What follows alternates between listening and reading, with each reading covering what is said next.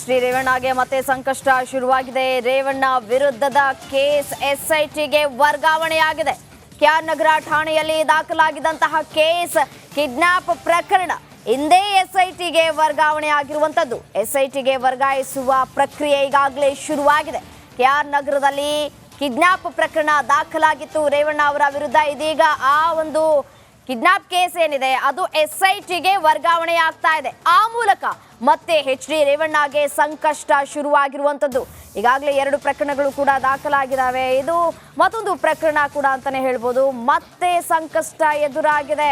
ಎಲ್ಲ ಒಂದ್ ಕಡೆ ರೇವಣ್ಣಗೆ ರಿಲೀಫ್ ಸಿಕ್ಕಿರಬಹುದು, ಆದ್ರೆ ಎಲ್ಲಾ ಕಡೆಯಿಂದಲೂ ಕೂಡ ಒಂದೊಂದೇ ಕೇಸ್ಗಳು ದಾಖಲಾಗ್ತಾ ಇರುವಂತಹ ಬೆನ್ನಲ್ಲಿಯೇ ಇದೀಗ ಮತ್ತಷ್ಟು ಸಂಕಷ್ಟ ಶುರುವಾಗಿರುವಂತದ್ದು ರೇವಣ್ಣ ಅವರಿಗೆ.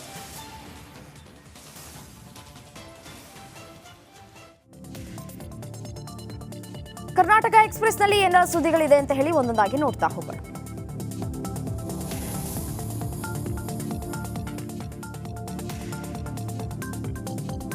ದಾವಣಗೆರೆಯಲ್ಲಿ ಬಿಜೆಪಿ ಅಭ್ಯರ್ಥಿ ಗಾಯತ್ರಿ ಸಿದ್ದೇಶ್ವರ್ ಪರ ಯದುವೀರ್ ಒಡೆಯರ್ ಪ್ರಚಾರವನ್ನು ಮಾಡ್ತಾ ಇದ್ದಾರೆ. ರಾಜ್ಯದಲ್ಲಿ 28 ಸ್ಥಾನವನ್ನ ಬಿಜೆಪಿ ಗೆಲ್ಲಲಿದೆ ಅಂತ ಹೇಳಿ ವಿಶ್ವಾಸವನ್ನು ವ್ಯಕ್ತಪಡಿಸಿದ್ದಾರೆ.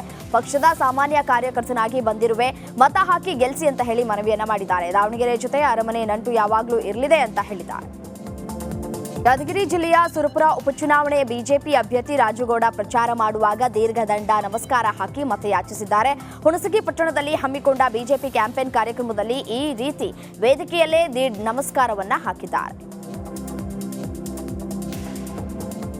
ಬೀದರ್ ಲೋಕಸಭಾ ಕ್ಷೇತ್ರದಲ್ಲಿ ಮರಾಠ ಸಮಾಜದ ಅಭ್ಯರ್ಥಿ ಡಾಕ್ಟರ್ ದಿನಕರ್ ಮೋರೆ ಅಬ್ಬರದ ಪ್ರಚಾರ ನಡೆಸ್ತಾ ಇದ್ದಾರೆ. ಬೀದರ್ನ ಔರಾದ ತಾಲೂಕಿನಲ್ಲಿ ಪ್ರಚಾರ ಸಭೆ ಮಾಡಿದ್ದಾರೆ. ಈ ಬಾರಿಯ ಲೋಕಸಭಾ ಚುನಾವಣೆಯಲ್ಲಿ ಮರಾಠ ಸಮಾಜದ ಜನರು 2 ರಾಷ್ಟ್ರೀಯ ಪಕ್ಷಗಳಿಗೆ ತಕ್ಕ ಪಾಠವನ್ನು ಕಲಿಸಲಿದ್ದಾರೆ ಅಂತ ವಾಗ್ದಾಳಿ ನಡೆಸಿದ್ರು. ಮಾಜಿ ಜಿಲ್ಲಾ ಪಂಚಾಯಿತಿ ಅಧ್ಯಕ್ಷ ಪದ್ಮಕಾರ ಪಾಟೀಲ್ ಸೇರಿದಂತೆ ಹಲವರು ಡಾಕ್ಟರ್ ದಿನಕರ್ ಮೋರೆಗೆ ಸಾಥ್ ನೀಡಿದರು. ಮಾಜಿ ಸ್ಪೀಕರ್ ಕೆಆರ್ ರಮೇಶ್ ಕುಮಾರ್ ಒಕ್ಕಲಿಗ ಸಮುದಾಯದ ಬಗ್ಗೆ ಅವಹೇಳನಕಾರಿ ಹೇಳಿಕೆ ಖಂಡಿಸಿ ಕೋಲಾರ ಜಿಲ್ಲಾ ಒಕ್ಕಲಿಗ ಸಮುದಾಯ ಆಕ್ರೋಶವನ್ನು ವ್ಯಕ್ತಪಡಿಸಿದೆ. ಚುನಾವಣೆ ಸಂದರ್ಭದಲ್ಲಿ ರೈತರು ಮತ್ತು ಒಕ್ಕಲಿಗ ಸಮುದಾಯವನ್ನ ಹೀಯಾಳಿಸಿದ್ದಕ್ಕೆ ಕಿಡಿಕಾರಿದ್ದಾರೆ.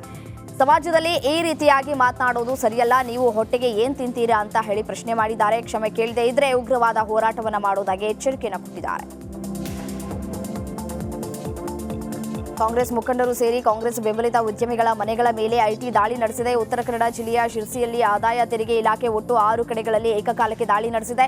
ಕಾಂಗ್ರೆಸ್ ಮುಖಂಡ ಉದ್ಯಮಿ ದೀಪಕ್ ದೊಡ್ಡೂರು, ಶಿವರಾಮ ಹೆಗಡೆ, ಅನಿಲ್ ಮುಸ್ಟಗಿ ಸೇರಿದಂತೆ ಒಟ್ಟು 6 ಜನರ ನಿವಾಸ ಹಾಗೂ ಕಚೇರಿಗಳ ಮೇಲೆ ದಾಳಿಯನ್ನ ನಡೆಸಿದೆ.